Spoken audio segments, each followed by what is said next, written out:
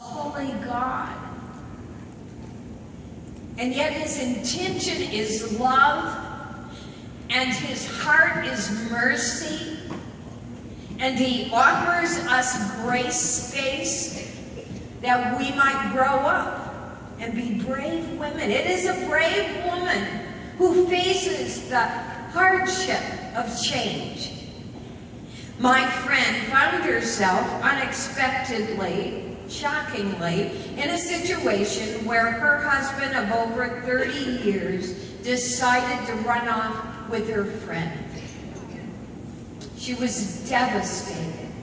And for a while, she couldn't figure out who she was without him. It was the only boy she'd ever dated, so you can only imagine that that's all she knew, was being part of a couple. And now here she was all by herself. She says, I'm afraid. I said, well, tell me what you're afraid of. Well, I'm afraid I won't know how to take care of myself. I said, God will give you the strength in your weakness. He will give you wisdom in your confusion. He will make provision beyond what you could imagine. And you need to take steps. You need to take action and watch him fulfill his plan for you, and it will be full of grace and mercy. And that's exactly what happened. It has been a joy to watch her grow up. It has been painful, but it has been a joy to see how he has expanded her heart and her sensitivity and deepened her discernment, so that she can step into a room and know another hurting person without them saying a word. And that she can move alongside them and have words to say that give them hope. I've watched her face her future financially. She said, I haven't worked in so long. And I said, God's going to help you with that. And she went back into a business and developed it and is flourishing. She had to give up her home. She lost her home. She didn't think she was going to be able to bear that, and found out it was no big deal. And God gave her a new home, one she absolutely loves and feels so safe in. I don't know where you're at. I don't know if someone's left you, or if you've never had a someone to leave you.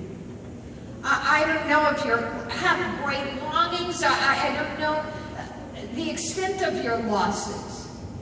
Many of you may have just buried a loved one.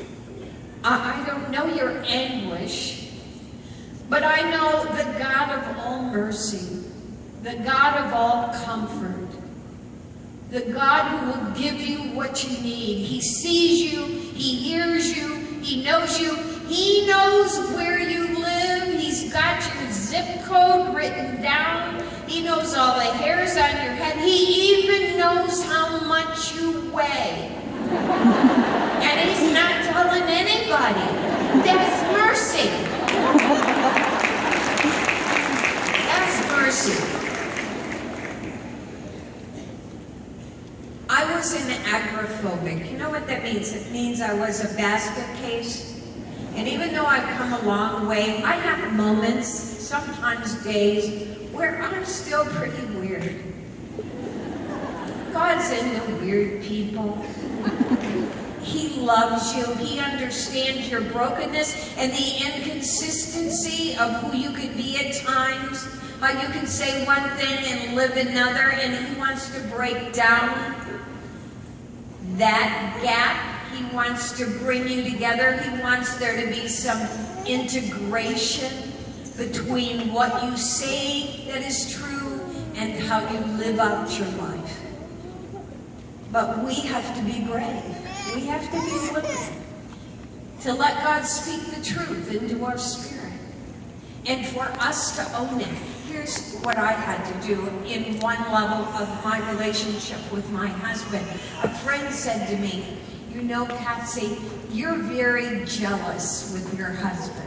I said, I am not. Now, anytime you react that strongly, that's a flag. And it's waving right over your head. And it's saying, it's you. That's you, all right. Boy, is that ever you. And then she got a little closer, was not intimidated in the least, because often we will use anger to keep people from saying things to us that we don't want to hear. So she got a little closer and said it again. You're jealous with your husband. I said, I am not. She got right up in my face and she said, you are a jealous woman. And I said, so what? She said, so that does not please the Lord, it does not enhance your relationship with your husband, and you need to confess that sin to your husband. No, I don't need to do that. He already knows that, thank you. So she took me into scripture and she said, confess your sin one to another that you might be healed. And that's a word that caught me, healed. I want to be healed. I don't want to stay broken. And so my husband came home from work that day and I said, I have something I want to tell you. But every time I went to say it, I bawled like a baby. I would say, I just wanted to say anyway. What? I mean, it was ridiculous. He said, whoa, I don't know what this is about, but let's just say I forgive you and get on.